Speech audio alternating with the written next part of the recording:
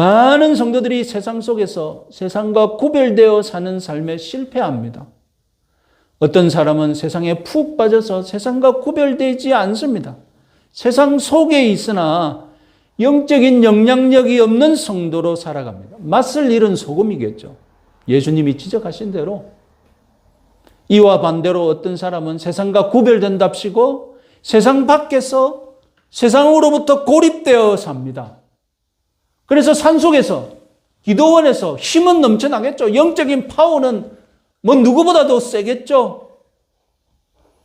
짠맛은 있으나 세상에 뿌려지지 않고 창고에만 쌓여있는 소금에 지나지 않는 꼴이 되겠죠. 그리스도께서 우리에게 제시한 모델은 세상에 뿌려질 짠맛을 가진 소금인 것을 유념하시기 바랍니다. 어둠 속에서 발하는 빛입니다. 이런 균형 잡히고 멋진 그리스도인들이 많을 때 사회는 변화되고 그리고 사회는 교회를 존중할 것입니다. 우리 교회의 5대 원리 중에 첫 번째 원리가 무엇입니까? 일상을 소중히 여기는 교회입니다. 일상 속에서 이웃을 향해 은혜를 베풀고 그러다 보면 그 이웃이 감동하면 그 이웃도 여러분들에게 은혜를 베풀며 그래서 호혜의 관계가 형성이 되면 여러분들이 제대로 된 그리스도인, 소금과 같은 삶을 사는 줄 믿으시기 바랍니다. 우리 그리스도인들에게 승리하는 삶이란 무엇입니까? 폭력을 휘둘러서 안 믿는 사람 다 누르고 다 없애고 살 가치가 없는 것처럼 다 제거해버리는 것입니까? 그리스도인들에게 승리하는 삶은 믿지 않는 저들과 내가 서로 은혜를 주고받을 수 있는 호혜의 관계 속에서 사는 것인 줄 믿으시기 바랍니다. 이어서 13절부터는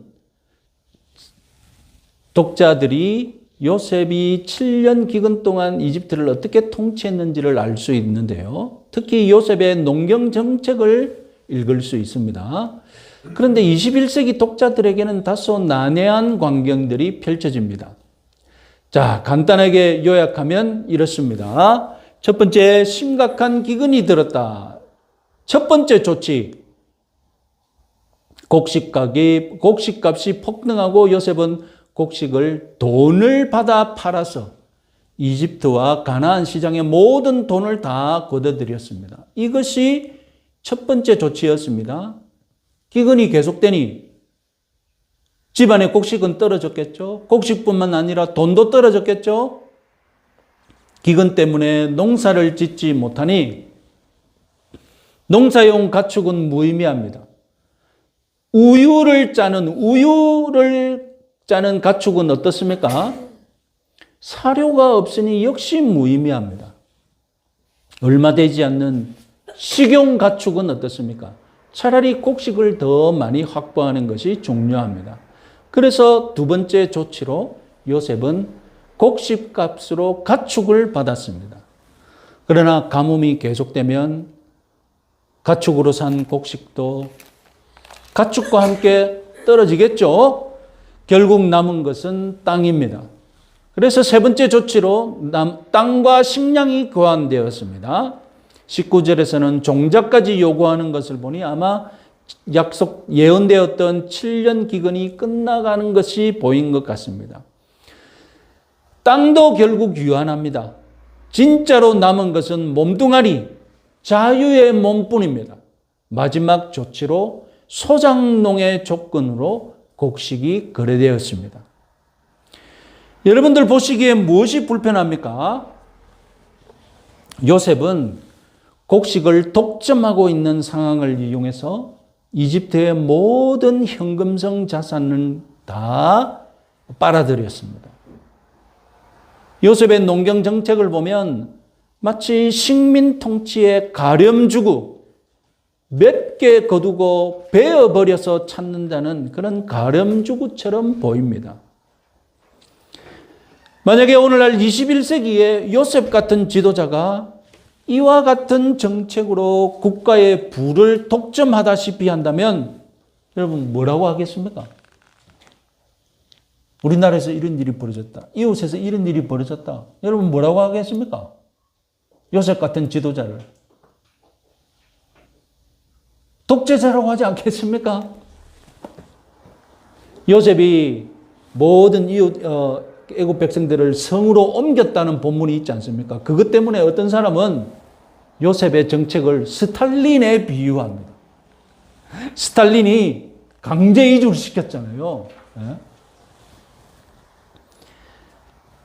그래서 어떤 목사님은 47장의 요셉을 히틀러와 스탈린의 모습을 떠올리게 한다. 이렇게 비판까지 하기도 하는 분도 있습니다. 어떤 분은 요셉이 애굽인들을 노예로 삼은 이유를 복수하려는 것이 아닌가. 요셉 자신이 노예로 팔려왔으니까 이제는 애굽 사람들을 노예로 삼아서 복수하려는 것이 아닌가. 이렇게 평가하기도 했습니다. 이집트를 기근에서 구원해 준다.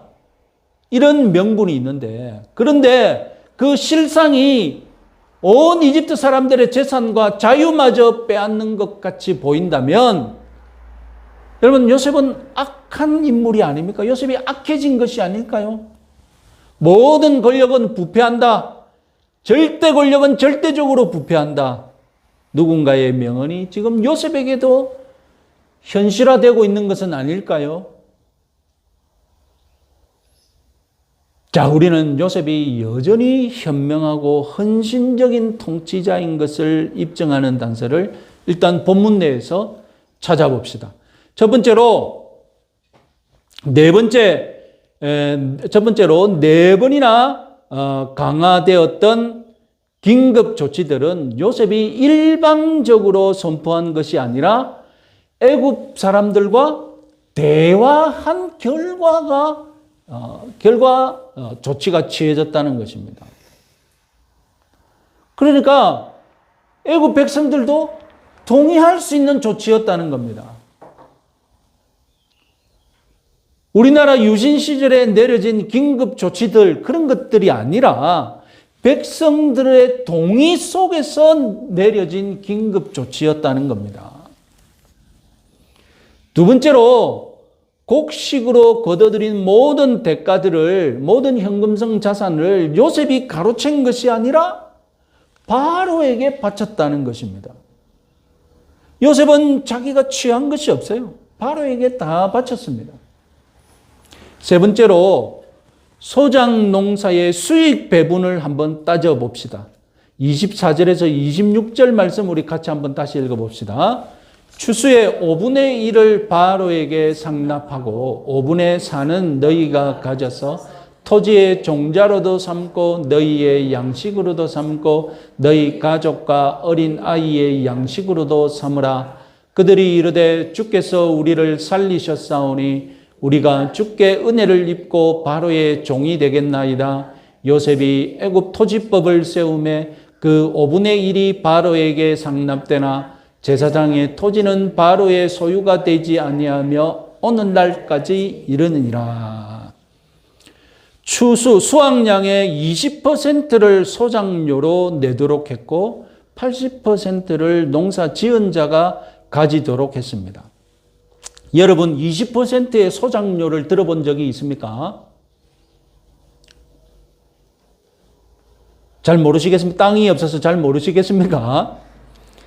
여러분들이 지주라면, 여러분들이 논이나 밭을 가지고 있다면 여러분 땅에서 소작을 누가 놓는다고 한다면 몇 %의 소작료를 요구하시겠습니까?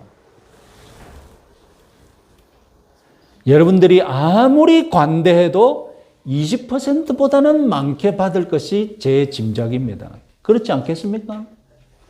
못해도 30%는 받겠죠? 심한 놈들은 몇 %까지 받습니까? 네. 요셉은 정말로 관대하게 20%의 소작료를 거둬들였던 것입니다. 이런 사실 외에도 우리가 요셉의 농경 정책이 결코 은혜로 무자비한 것이 아니었다는 것을 이해하려면 우리는 고대 세계의 경제를 바라볼 때에 계급 사회의 경제였음을 감안하고 봐야 한다는 것입니다. 수천 년 전에 계급 사회의 안경을 쓰고 오늘 요셉의 농경 정책을 평가해야 한다는 것입니다. 고대 계급 사회에서 공정 경쟁, 경제 정의, 심지어 복지 시스템 이런 것은 없었습니다. 기대하지도 않았습니다. 우리는 우리가 모르는 지구상의 어떤 민족의 옛날 역사적으로 경제 정의를 실현하고 복지 시스템을 구축한 왕이 있을 수 있겠죠. 그런 왕이 별난 왕이죠. 그런 왕이 특별한 왕이죠. 일반적인 왕은 장담하건대 계급사회의 무자비한 통치를 펼쳤을 것입니다. 21세기의 안경으로 요셉의 농경 정책을 평가해서는 안 됩니다. 수천 년 전에 고대 세계의 안경으로 평가해야 합니다. 나라가 복지를 베푼다는 것은 기대할 수도 없었습니다.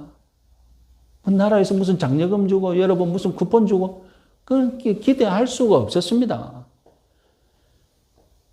수익자는 반드시 대가를 지불해야 한다는 것이 고대의 불문율이었습니다. 그래서 고대의 계급 사회에서는 자신의 자유로운 몸을 일정 기간 팔았으라도 대가를 지불하는 시스템이 광범위하게 운영되고 있었습니다. 돈이 없어? 그러면 네 자유를 팔아.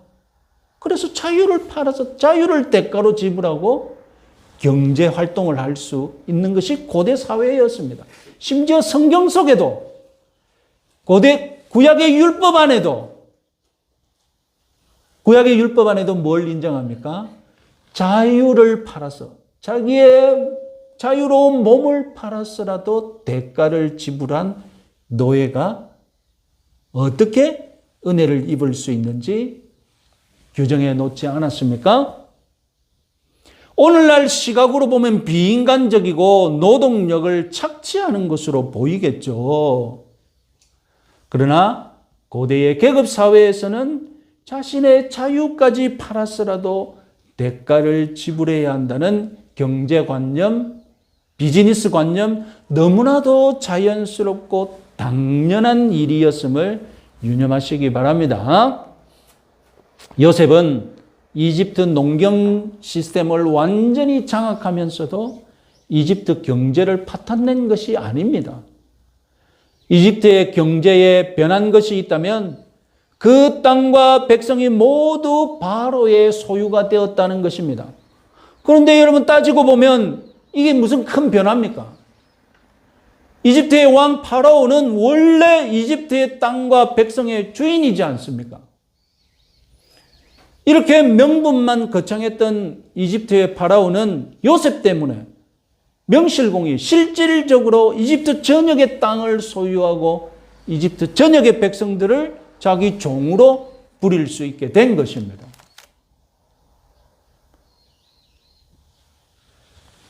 사실 이런 이집트의 역사가 오늘날 우리에게 무슨 의미가 있겠습니까?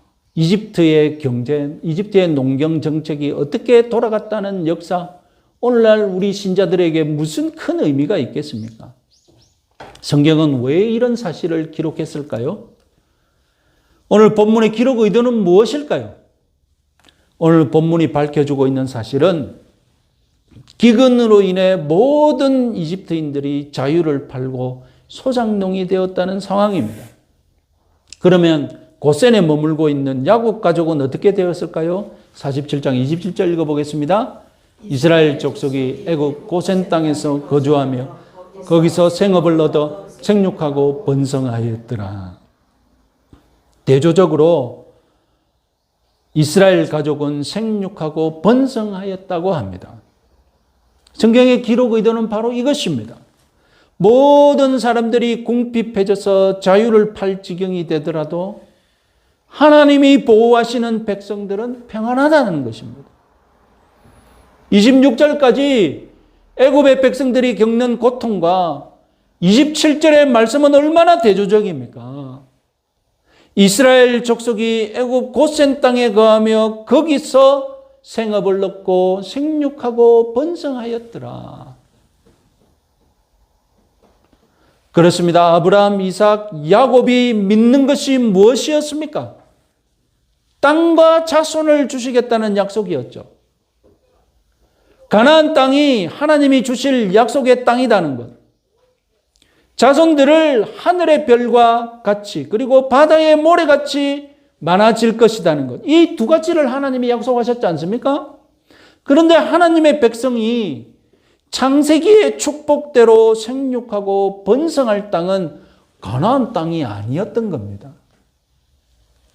자손이 번성할 땅을 하나님은 따로 준비해 두셨던 겁니다. 그것이 바로 애굽이었습니다. 애굽은 풍요의 땅입니다.